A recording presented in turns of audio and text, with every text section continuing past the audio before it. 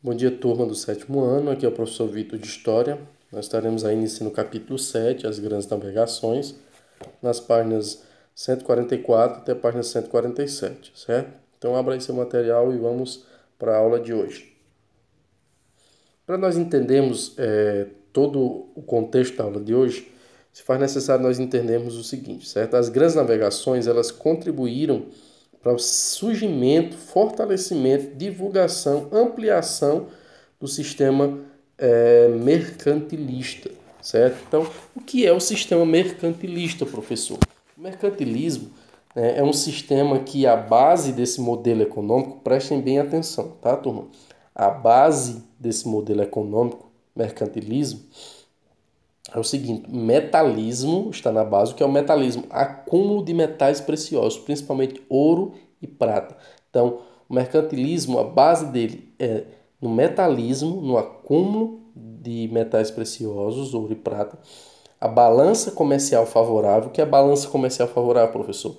Quando eu exporto mais do que eu importo. Como assim, professor? Quando eu vendo mais do que eu compro. Agora pense nisso no sentido de nação, de país, certo? Quando a nação vende mais produtos do que compra. Então, a base do sistema mercantilista, além do metalismo, é uma balança comercial favorável. É vender mais do que compra, certo? Um protecionismo. Para se ter uma balança comercial favorável, é necessário ter a política do protecionismo. O que é, professor, a política do protecionismo? É a política de intervenção do Estado na economia, aumentando as taxas dos produtos importados, para que isso faça com que a população do seu país, né, por questões econômicas, por questões lógicas, prefiram comprar produtos nacionais do que importados, porque se o produto nacional está mais barato, eu vou comprar o produto nacional. Então, o que é que, por mais que o produto internacional, o produto vindo de fora, importado, ele seja mais barato, o governo acaba taxando aquele produto, certo? Nas suas alfândegas.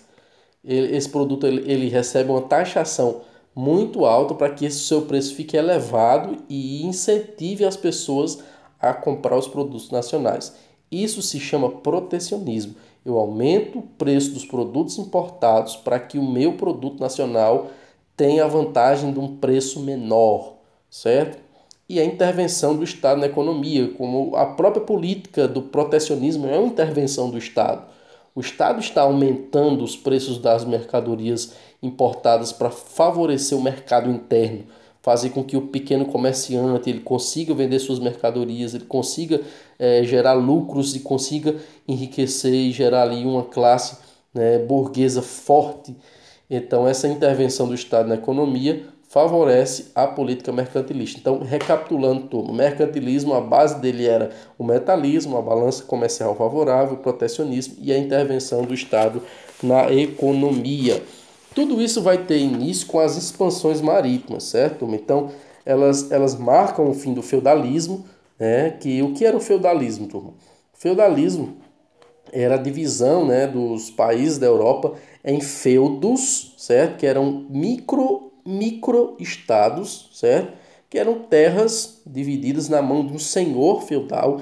Ele era dono da terra e nessa terra havia os camponeses que trabalhavam. E eles não pertenciam ao senhor, eles pertenciam à terra. A terra pertencia ao senhor e os camponeses à terra. E eles não eram escravos, eles eram servos. Então, qual é a diferença, professor? É que o servo, ele não está preso a um senhor, está preso à terra e ele não trabalha 100% de graça. Ele trabalha por um período que é chamado de corveia. A corveia é o período que o servo trabalha de graça, sem receber nada, mas é um período em que ele pode trabalhar para si.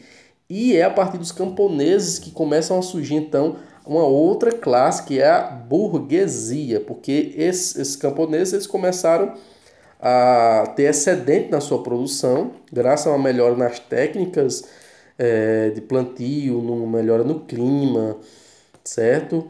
E isso favoreceu um excedente da produção e fez com que esses camponeses fossem aos poucos se tornando comerciantes. Esses comerciantes fossem se fortalecendo, enriquecendo, surgiu aí uma nova classe que era a burguesia. Então, turma, com o fim do feudalismo, com o fim desse sistema, nós já entendemos isso nas aulas de história, que o sistema feudal ele chega ao fim justamente com o surgimento da burguesia, que ela tenta fazer uma aliança com o rei, para que então, tendo uma figura centralizada, ela possa então ter algumas vantagens, obter algumas vantagens. Pensa no seguinte, certo? Se o país ele está dividido em vários estados pequenininhos, microestados, que são chamados feudos, e cada feudo tem um senhor feudal. Então, vamos supor que vamos dar um exemplo aqui do Brasil. Então, um comerciante lá do Rio Grande do Sul precisa vender sua mercadoria aqui no Ceará. Então, do Rio Grande do Sul ao Ceará, existe mais de 1.000 feudos. Mais de 1.000 feudos, certo? Que ele vai ter que passar por dentro desses feudos com suas mercadorias até chegar ao Ceará para vender. É só um exemplo, tá, gente? Só um exemplo para vocês entenderem melhor. Então, imagine o seguinte, ele vai passar por mais de 1.000 feudos. Em cada feudo que ele passar, o senhor feudal cobra um imposto. Então, se ele vai passar por 1.000 feudos, ele vai pagar 1.000 impostos. Sendo que a taxa de imposto não é uma só. Cada feudo tem uma taxa de imposto de acordo com a vontade do seu senhor feudal. Então, em uns pode ser maior, em outras pode ser menor. E elas sofrem alterações sem nenhuma explicação. Basta o senhor feudal querer. Então, isso prejudicava demais o comércio da burguesia, que se via aí enfadada já com tantos impostos cobrados pelos senhores feudais. A burguesia decide patrocinar a monarquia absolutista, ou seja, nesse momento o rei não era absoluto, ele era um suzerano, certo? Ele era um suzerano. Ele tinha os senhores feudais como vassalos, ou seja, ele prestava serviço a esses senhores em troca que esses senhores prestassem serviços militares a ele, mas ele não mandava dentro dos feudos, certo? Já na monarquia absolutista, o rei ele manda no país inteiro, ele manda em tudo, certo? Ele manda na nação toda. E isso, o poder centralizado na mão de uma figura favorecia a burguesia, porque agora ele não teria que pagar imposto em todos os feudos, ela teria que pagar apenas um imposto, que era a coroa, ou seja, que era o rei, que era absolutista, ou seja, que tinha um poder total do Estado em suas mãos. Que até a frase que vem, né, desse período absolutista é o seguinte: o rei é a lei é o rei. Então tudo que o rei dissesse ou fizesse era lei. Nesse momento, turma, a burguesia apoia, ela estabelece essa aliança com o rei, e tendo em vista vantagem, porque agora ela vai pagar o quê, turma? Ela vai pagar apenas um imposto centralizado, não vai ter que estar pagando imposto em todas as terras que passar, né? E o rei vai ter um exército, vai poder oferecer uma proteção maior à burguesia e tudo mais. Então essa aliança favoreceu então o fim do feudalismo. E esse fim do feudalismo fez com que surgisse um renascimento comercial. Porque agora que as coisas melhoraram para os comerciantes, o comércio vem com força total. Então, um renascimento comercial. Só que tem um problema. Há um excedente da produção comercial que precisa ser, então, aliviado de alguma forma. Mas como aliviar se não há quem compre, não há quem use tantas mercadorias produzidas com uma velocidade tão grande? Então, a saída de fato foram buscar novos comércios, novas rotas, né? Havia uma rota de comércio, né, com o Oriente, um monopólio, principalmente de espanhóis e portugueses, certo? Que era estabelecido com a Índia em busca de especiarias que não se tinha na Europa. Então a Índia produzia essas especiarias e a Europa ia em busca dessas especiarias, né, nesse comércio com o Oriente, ok, turma? Mas era um outro tipo de comércio que eles precisavam aliviar as suas produções comerciais. E foram as grandes navegações, as saídas, porque foram em busca de terras, de povos, de rotas comerciais para poder aliviar essa tensão. E sem contar que nesse período o mar Mediterrâneo havia sido fechado, certo? Quem quisesse utilizar o mar Mediterrâneo para a locomoção, tendo em vista o comércio, ele seria taxado. Então, os italianos fecham, né, bloqueiam o mar Mediterrâneo e acabam taxando quem quisesse passar ali. Isso fez com que portugueses e espanhóis se lançassem ao mar, tendo em vista que eles estavam mais próximos à costa da África, que é na saída do mar Mediterrâneo.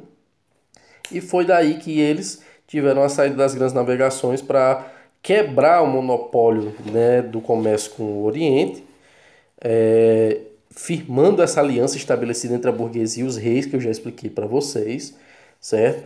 A burguesia patrocinava a figura de um rei centralizado, tendo em vista que uma figura centralizada facilitava as trocas comerciais, e isso fez com que surgissem diversos desenvolvimentos tecnológicos e científicos. Nesse período foram criados aí diversos instrumentos para facilitar a navegação, como a bússola, o astrolábio, o sextante, né? Em Portugal, né, teria sido criada a mítica escola de navegação, conhecida como a Escola dos Sagres, que ensinava as técnicas de navegações e como usar os aparelhos de auxílio às navegações, com as quais eu já citei. E ao longo dos anos foi tendo um aperfeiçoamento das embarcações usadas nessas navegações. Como os percursos eles seriam longos, as embarcações elas tinham que ser bastante resistentes. Ao mesmo tempo que elas deveriam ser velozes, elas deveriam ser leves, e assim foram criadas as caravelas, que elas serviam, né, como veículos fundamentais nas grandes navegações, que eram utilizadas pelos portugueses e espanhóis, rápidos, leves, velozes e resistentes. E mesmo com todas essas facilidades, esses motivos que contribuíram para o surgimento dessas grandes navegações, existiam muitas dúvidas a respeito dos rumos que eles deveriam tomar. Não se tinha conhecimento do mundo que nós temos hoje. Então, havia muitas dúvidas, havia muitas lendas, mitos sobre monstros marinhos, sobre um grande abismo que cairia após a linha do horizonte, mas também terras que teriam grandes riquezas, um certo paraíso, né?